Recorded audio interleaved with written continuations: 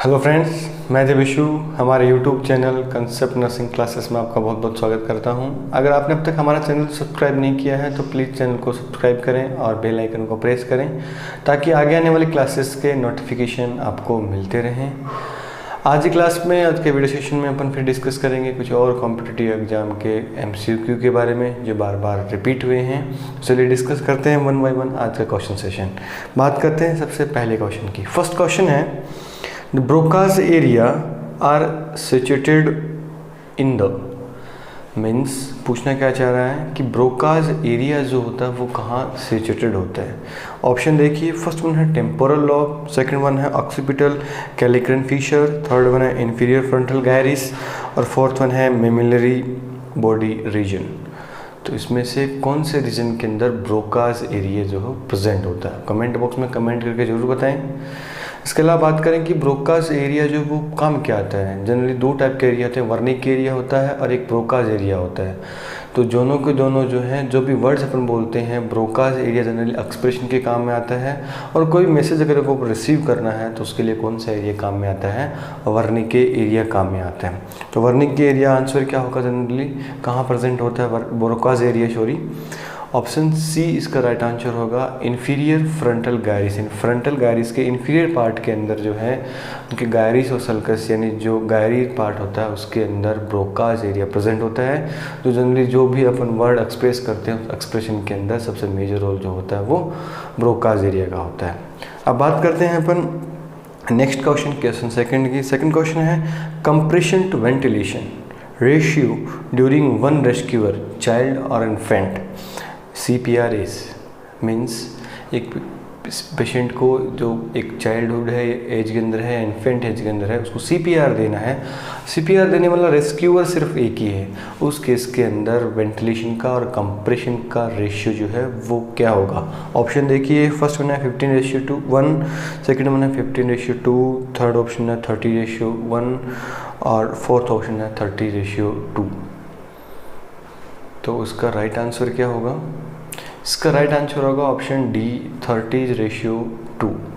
अगर बात करें अपन रेस्क्यूअर दो हो जाते हैं, CPR देने वाले कैंडिडेट दो हो जाते हैं, उस केस के अंदर रेस्क्यूअर है, अगर बात करें अपन रेशियो की तो वो 50 रेशियो है वो 2 हो जाता है। बल्कि इस केस के अंदर 30:2 ही अपने को देखने को मिलता है।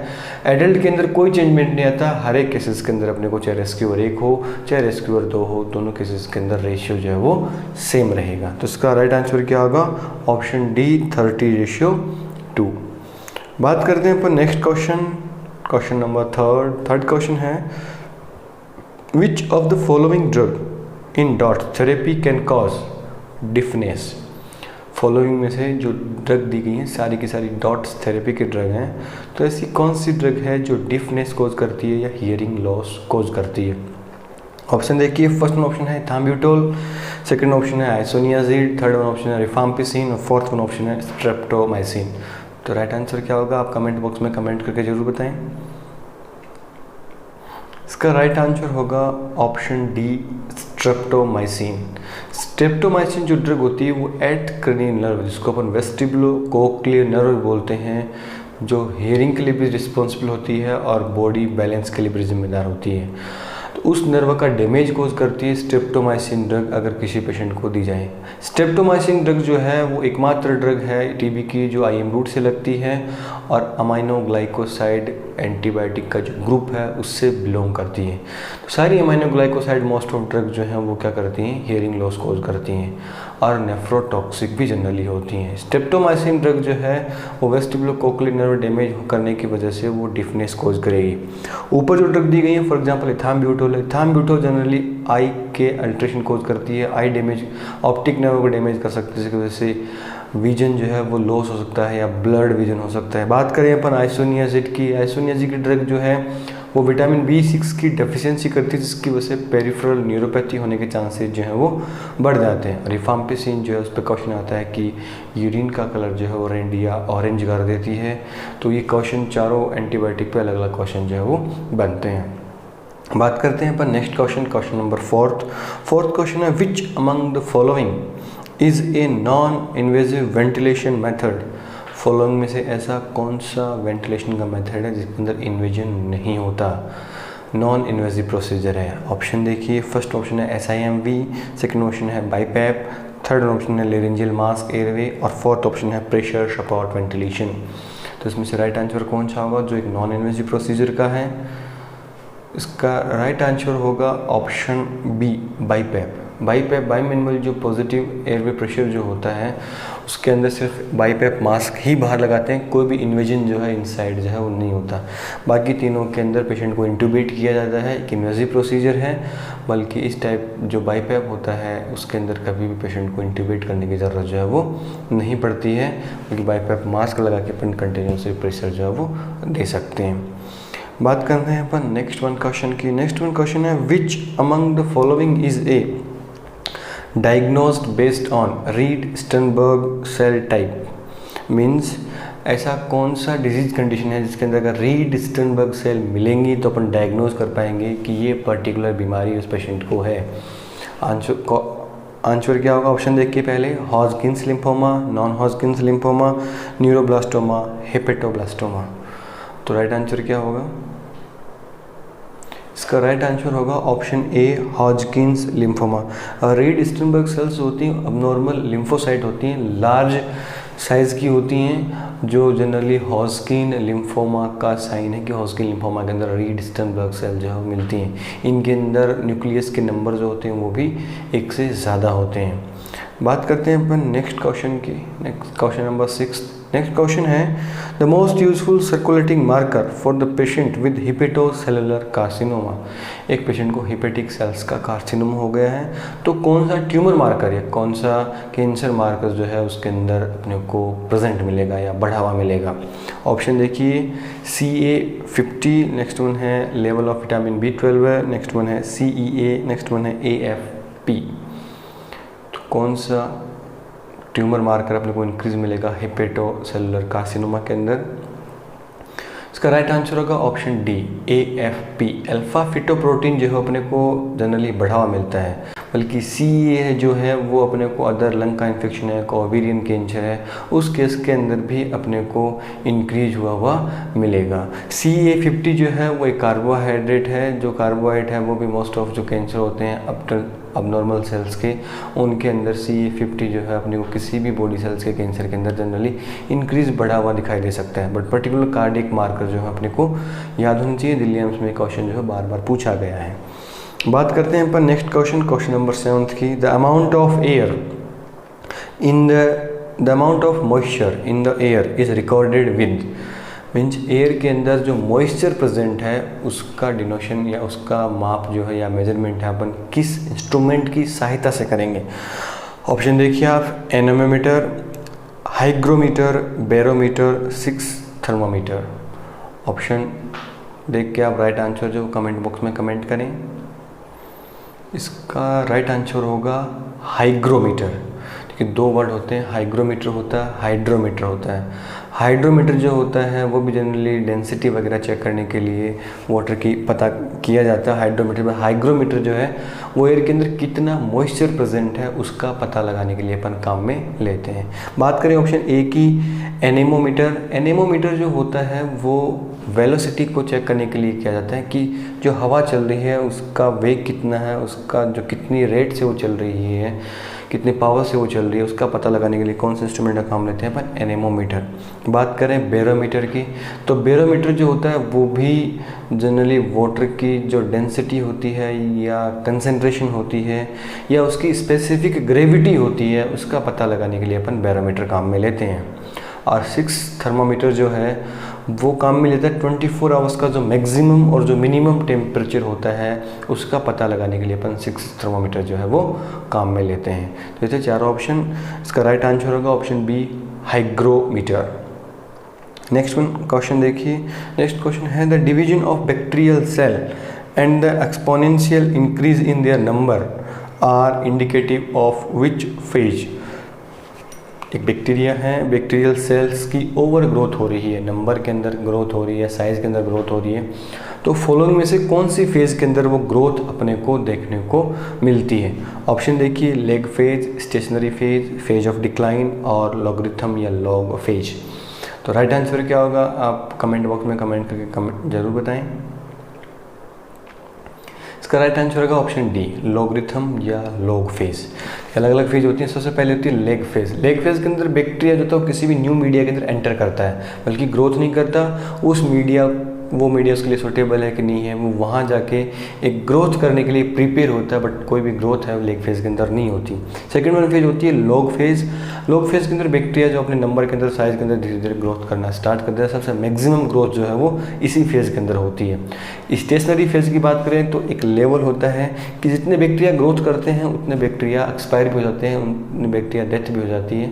तो जितनी डेथ रेट है और जो प्रोडक्शन रेट है वो क्या रहती है, इक्वल रहती है। और फेज ऑफ डिक्लाइन में क्या होता है, बैक्टीरिया धीरे धीरे धीरे नंबर जो है उस मीडिया के अंदर क्या होने लग जाते हैं, कम होने लग जाते हैं। तो ये 4 फेज होती हैं बैक्टीरियल ग्रोथ की।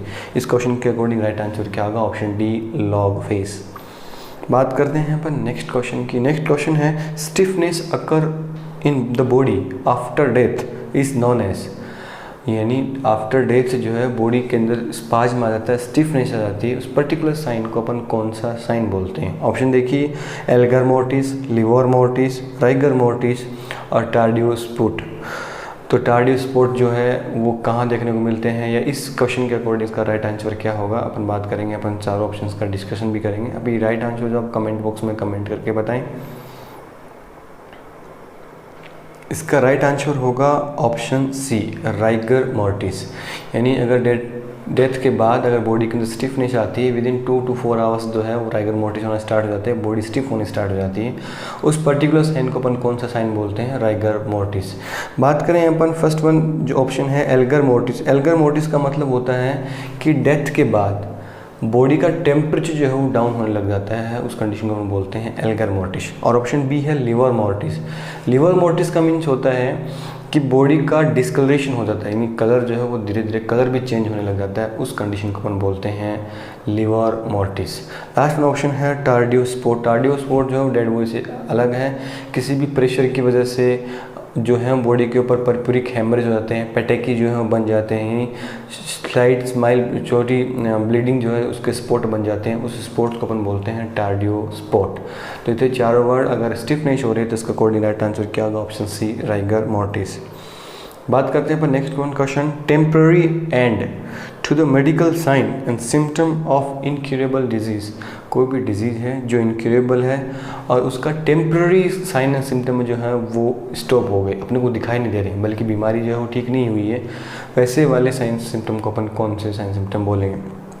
ऑप्शन देखिए, फर्स्ट ऑप्शन है रेमिशन, सेकंड वन है रिलैप्स, थर्ड वन है क्योर, फोर्थ वन है एक्जाबरेशन। तो राइट आंसर क्या होगा आप कमेंट बॉक्स में कमेंट करके बताएं। इसका राइट आंसर होगा option A, exacerbation, sorry option A, रेमिशन।